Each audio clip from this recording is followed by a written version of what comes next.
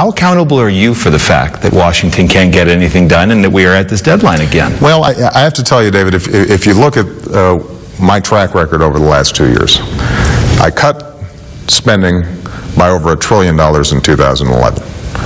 I campaigned on the promise of being willing to reduce the deficit in a serious way, in a balanced approach of spending cuts and tax increases on the wealthy while keeping middle-class taxes low. I put forward a very specific proposal to do that. I negotiated with Speaker Boehner in good faith and moved more than halfway in order to achieve a grand bargain. I offered over $1 trillion in additional spending cuts so that we would have $2 of spending cuts for every $1 of increased revenue. I think anybody objectively who's looked at this would say that, we have put forward not only a sensible deal, but one that has the support of the majority of the American people, including close to half of Republicans. But when they say leadership falls on you, Mr. President, you don't have a role here in breaking this impasse? You've had a tough go with Congress.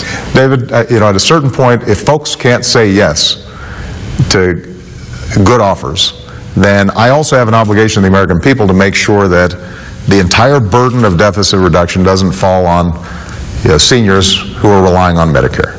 I also have an obligation to make sure that families who rely on Medicaid to take care of a disabled child aren't carrying this burden entirely.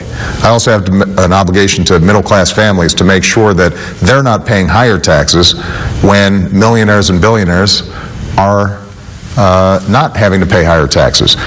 There is a basic fairness that is at stake in this whole thing that the American people understand, and they listened to an entire year's debate about it.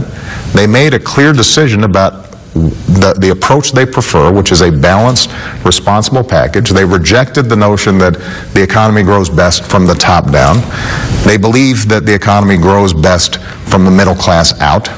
And at a certain point, it is very important for Republicans in Congress to be willing to say, we understand we're not going to get 100%. We are willing to compromise in a serious way in order to solve problems as opposed to be worrying about the next election. You said that